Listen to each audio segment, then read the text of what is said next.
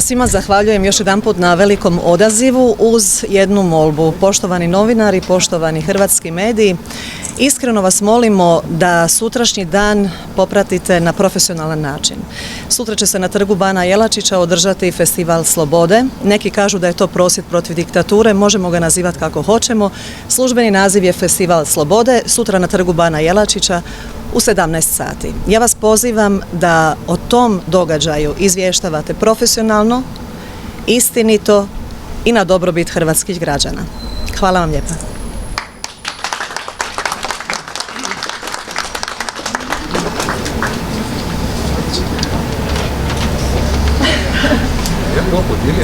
Može podijeliti. Evo imamo materijale za novinare. Što se tiče pitanja, svi su na dispoziciji biti vaši gosti u vašim medijima i tada ćemo znati da je prestala cenzura. Ako se to ne dogodi, mi ćemo rado opet stupiti ovdje i održati konferenciju za medije.